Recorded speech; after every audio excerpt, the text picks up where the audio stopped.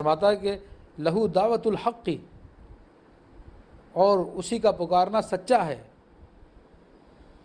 تو اب یہاں پر ایک اور واقعہ جو مفسرین نے لکھا اسی بجلی کی گرانے کے حوالے سے کہ نبی کریم رؤوف الرحیم صلی اللہ تعالیٰ علیہ وآلہ وسلم نے ایک مرتبہ کسی صحابی سے کہا کہ فلاں شخص کو جا کے بلا کے لے کے آؤ۔ تو صحابی نے عرض کی یا رسول اللہ صلی اللہ علیہ وسلم وہ آدمی بہت متکبر ہے، تو وہ مشکل ہے۔ آپ نے فرمایا جاؤ اس کو بلاؤ۔ وہ صحابی گئے، اس شخص کو جا کے پیغام دیا کہ تجھے اللہ کے رسول بلاتے ہیں۔ تو کہنا کون اللہ، کون ہے یہ، پتھر کا، سونے کا، لوہے کا، کیا ہے خدا؟ تو یعنی اس نے تکبر سے انکار کر دیا۔ تو صحابی پھر واپس آ گئے، کہا اس نے منع کر دیا۔ حضور نے اس کا جواب پوچھا تو اس نے جواب بتا دیا۔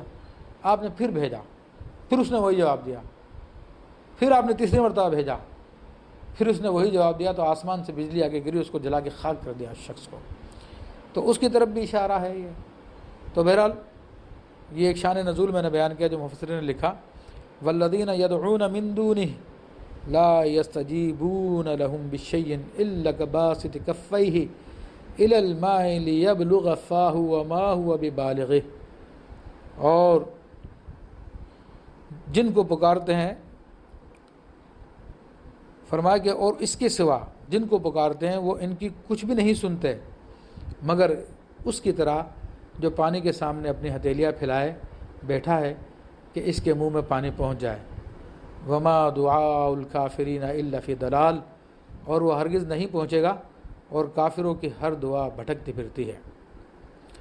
اب اللہ تبارک و تعالیٰ نے یہ کفار کی مثال بیان فرمائی ہے کہ جو سچے خدا کو چھوڑ کر، خدا وحدہ لا شریک کو چھوڑ کے، زمین و آسمان کے خالق و مالک کو چھوڑ کر، تمام قدرتوں والے کو چھوڑ کے، تمام علم والے کو چھوڑ کر، اپنے ہاتھوں سے بنائے بتوں کی طرف یا اپنے جیسے انسانوں کو خدا سمجھ کر ان کو پکارتے ہیں، ان کی عبادت کرتے ہیں، تو ان کا حال اللہ تبارک و تعالیٰ نے بتایا کہ یہ جو لوگ خدا کے سوا دیگر کی عبادت کرتے ہیں، ان کو عبادت کے طور پہ پکارتے ہیں، ان کو یعنی غیر خدا کو حقیقی خدا سمجھ کے پکارتے ہیں، تو فرمایا کہ وہ ان کے جواب نہیں دے سکتے، وہ ان کی کچھ نہیں سنتے، وہ سنتے نہیں تو جواب کیا دیں گے؟ تو فرمایا کہ یہ جو پکارنے والے ان کی مثال ایسی ہے کہ جیسے پانی کے لینے کے لیے کوئی اپنے ہاتھوں کو بلند کر دے اور پانی اس سے دور ہو، منہ سے تو پی نہیں سکتا کہ پانی دور ہے، لیکن یہ سوچ کے چلو میرے ہاتھوں میں پانی آ جائے تو وہ پانی ہاتھوں سے بھی دور ہے۔ یا اس کو یوں سمجھ لیجئے کہ کوئی شخص کنویں پہ ہے، وہ پانی پینا چاہتا ہے، تو پانی تو کنویں کی تہ میں ہے، اب اپنے ہاتھوں کو بڑھائے گا تو پانی کیا آ جائے گا کیا اس کے ہاتھ میں؟ ہرگز نہیں آئے گا۔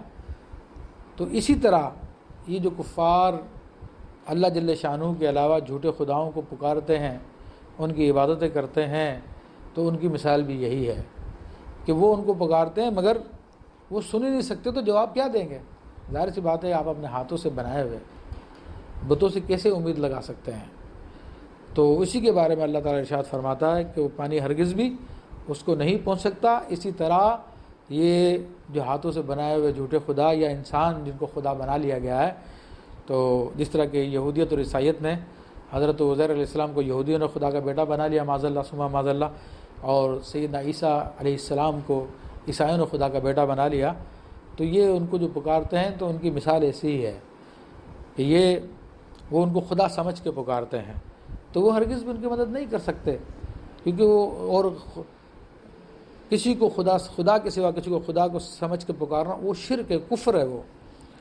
تو یہاں پہ اللہ تبارک و تعالیٰ نے ان کفار کی بے بسی کو بیان کر دیا، ان سارے معاملات کو بیان کر دیا، لیکن ان کا معاملہ بھی عجیب ہوتا ہے کہ جب پھنس جاتے ہیں اور جب ہر طرف سے نا امید ہو جاتے ہیں اور اپنے بتوں کو پکار پکار کے تھک جاتے ہیں، یا جو انہوں نے جھوٹے خدا گڑھ لیے اپنے ذہن میں اپنے لوگوں اپنے ماحول کی وجہ سے، تو جب تھک جاتے ہیں تو پھر اس خدا وحدہ لا شریک کی طرف ان کا دھیان جاتا ہے کہ ہاں اب اس کو پکارا جائے، تو وہ مدد کر دیتا، پھر اس کو بھول جاتے ہیں۔ بڑا دلچسپ واقعہ مجھے یاد آیا کہ میرے ایک دوست چودھری شاہد صاحب انگلینڈ میں ہوتے ہیں، تو وہ ایک عرصے سمندروں میں کام کرتے رہے، جہازوں میں، شپس میں، تو کہنے لگے کہ ہمارا بہت بڑا جہاز تھا، کہ کمپنی کا بھی نام انہوں نے مجھے بتایا تھا۔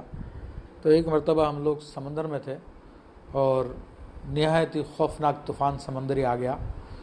وہ جہاز جو چھوٹے موٹے طوفانوں سے ہلتا بھی نہیں تھا، اس جہاز کا یہ عالم تھا کہ وہ تنکے کی طرح اچھل رہا تھا اور بچنے کی کوئی امید نہیں تھی.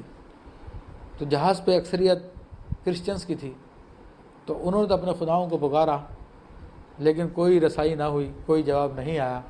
تو جہاز کا کیپٹن ان چند مسلمانوں کے پاس آتا ہے. چودھری شاہ صاحب نے بتایا کہ وہ کیپٹن آیا اور اس نے کہا کہ بھائی اب بڑا مشکل وقت آ گیا، اب زندگی کو وہ امید نہیں ہے، تم اپنے خدا کو پکارو. اور مسلمانوں کا گارڈ جو ہے وہ ایسے وقت میں مدد کر دیتا ہے. تو الحمدللہ جب مسلمانوں نے مل کے سجدہ ریز ہو کے اللہ کی بارگاہ میں دعا کی، اور تو اللہ تبارک تعالیٰ نے طوفانوں کو ٹال دیا. تو اب یہ لوگ بھی اس بات کو مانتے ہیں، لیکن اپنی عادت، اپنے رسم و رواج، اپنے ماحول کی وجہ سے ان چیزوں میں گھرے رہتے ہیں اور سمجھتے ہیں کہ اگر ہم نے اس حقیقت کا انکشاف کر دیا تو لوگ ہماری جان کے دشمن ہو جائیں گے، ہمارے مفادات مارے جائیں گے، ہمارے کاروبار تباہ ہو جائیں گے، ہماری رشتہ داریاں ختم ہو جائے گی، ہم لوگ شدید نقصان میں چلے جائیں گے. تو دنیا کی محبت کی وجہ سے اس حقیقت کو ماننے سے انکار کر دیتے ہیں. مانتے ہیں لیکن اس کا اقرار نہیں کرتے. تو اس کے بارے میں اللہ تبارک تعالیٰ نے فرما دیا کہ تمہارے ان جھوٹے خداؤں کی حقیقت تو یہ ہے کہ تمہیں کوئی مدد نہیں کر سکتے.